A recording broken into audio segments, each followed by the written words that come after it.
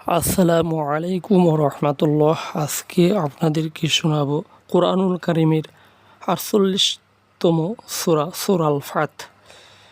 এই সূরাটি মদিনায় অবতীর্ণ, আয়াত সংখ্যা 29, রুকু সংখ্যা 4।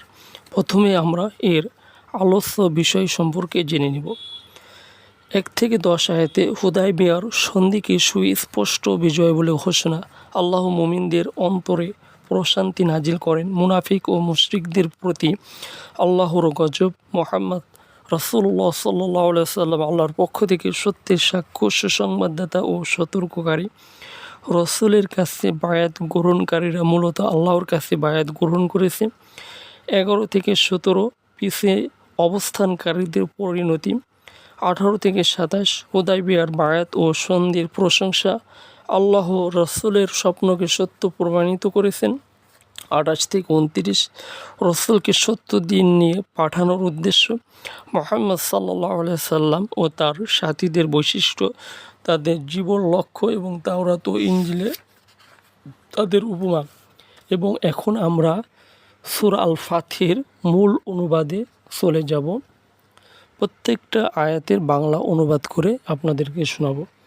নিশ্চয় আমরা তোমাকে বিজয় দিয়েছি, সুস্পষ্ট বিজয়, যেন আল্লাহ ক্ষমা করে দেন তোমার অতীত ও ভবিষ্যৎ ত্রুটি সমূহ, যেন তুমি তোমার প্রতিপূর্ণ করেন তার নিয়ামত সমূহ আর পরিচালিত করেন তোমাকে সিরাতুল মুস্তাকিমের উপর, এবং যেন আল্লাহ তোমাদের সাহায্য করেন অপ্রতিরোধ্য সাহায্য। তিনি মুমিনদের অন্তরে নাজিল করেন প্রশান্তি, যাতে করে তারা তাদের ঈমানের সাথে ঈমান বৃদ্ধি করে নেয়।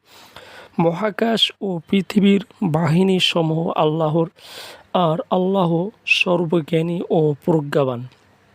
যেন তিনি মুমিন পুরুষ ও নারীদের দাখিল করেন জান্নাতে, যার নিচে দিয়ে বহমান থাকবে নদ নদী নহর, চিরদিন থাকবে তারা সেখানে, এবং যেন তিনি মোচন করে দেন তাদের পাপসমূহ, আর আল্লাহর দৃষ্টিতে এটাই মহা সাফল্য।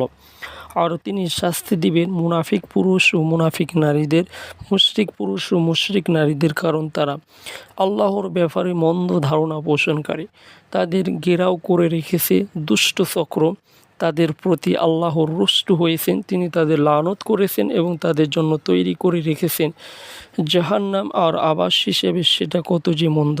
মহাকাশ ও পৃথিবীর বাহিনী সমূহ আল্লাহর, আর আল্লাহ মহাপরাক্রমশালী, মহাপ্রজ্ঞাবান। হে নবী, আমরা তোমাকে পাঠিয়েছি সাক্ষী, সুসংবাদদাতা ও সতর্ককারী হিসেবে, যাতে করে তোমরা ঈমান আনো আল্লাহর প্রতি ও তার রসুলের প্রতি, আর যেন রসুলকে সাহায্য করো এবং তাকে সম্মান করো। এছাড়া যেন আল্লাহর তসবিহ ঘোষণা করো সকাল সন্ধ্যায়।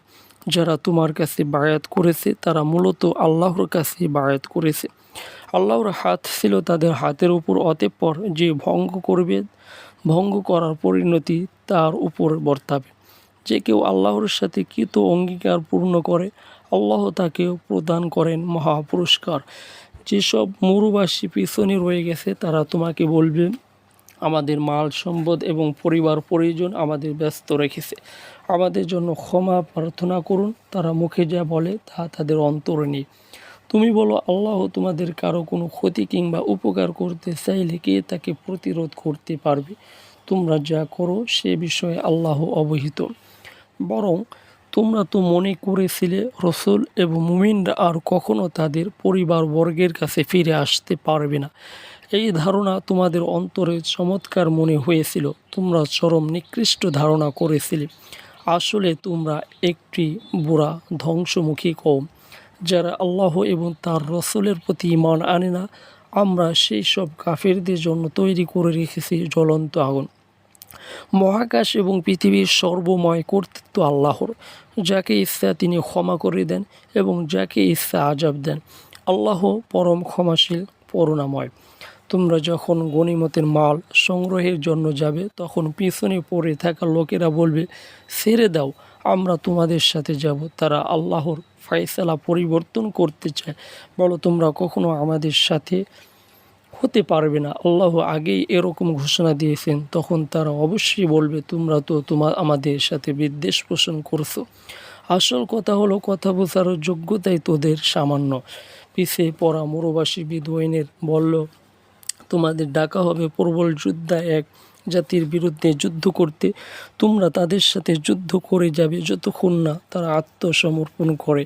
তোমরা যদি একথা মেনে নাও তবে আল্লাহ তোমাদের উত্তম পুরস্কার দিবেন, আর যদি তোমরা আগের মতোই পেছনে হটে যাও আল্লাহ তোমাদের আজাব দিবেন, এক বেদনাদায়ক আজাব। অন্ধদের কোনো দোষ হবে না, পঙ্গুদের কোনো দোষ হবে না এবং রোগীদেরও কোনো দোষ হবে না যদি তারা যুদ্ধে অংশগ্রহণ না করে।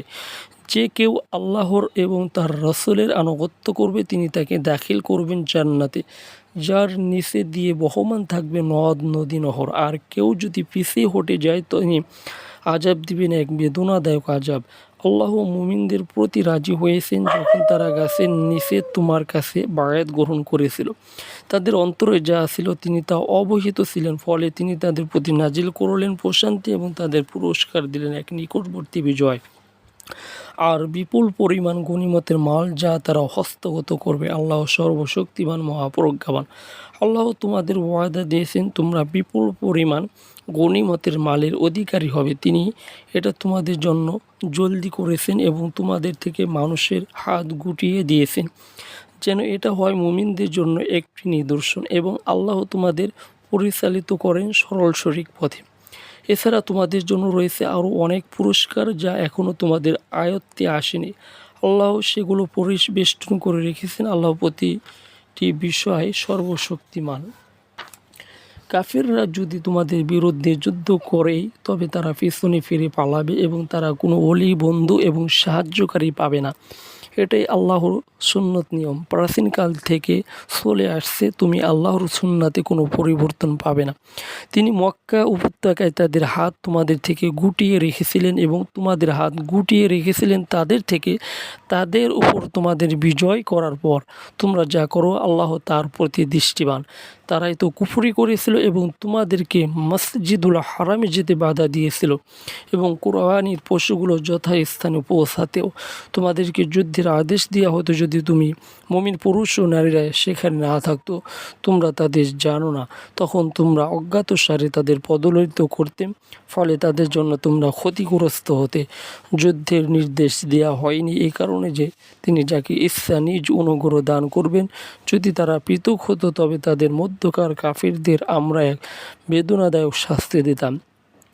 যখন কাফেররা তাদের অন্তরে দম্ভ পোষণ করত, জাহিলি যুগের দম্ভ, তখন আল্লাহ তার রাসূল ও মুমিনদের প্রতি নাজিল করলেন নিজেদের থেকে প্রশান্তি আর তাদের মজবুত করলেন তাকওয়ার বাক্য, কারণ তারাই ছিল এর অধিকতর যোগ্য উপযুক্ত। আল্লাহ প্রতিটি বিষয়ে জ্ঞানী।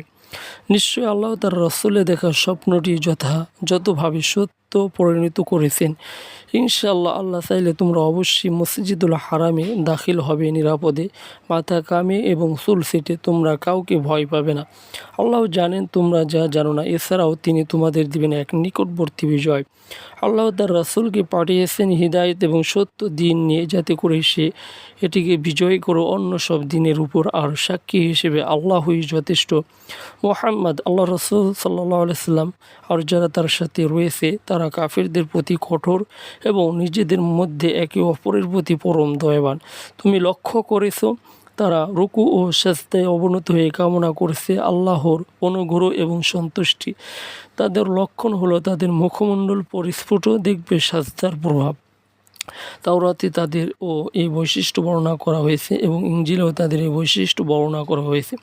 তাদের দৃষ্টান্ত হলো একটি চারা গাছ, তাহা থেকে বের হয় কিশলয়, তা হয় শক্তপুষ্ট, অতঃপর সেটি দ্বারাই তাদের কাণ্ডের উপর মজবুত হয়ে যা আনন্দিত করে তোলে চাষিকে। এভাবে মুমিনদের কর্মবৃদ্ধি ও সৃষ্টি করে কাফিরদের অন্তর্জালা। যারা ঈমান আনে এবং আমলে সালেহ করে আল্লাহ তাদের ওয়াদা দিয়েছেন মাগফিরাতের, ক্ষমা করে দেওয়ার এবং মহা পুরস্কারের। সকলকেই আন্তরিক মোবারকবাদ এবং দিনের জন্য দায়ীর জন্য আপনার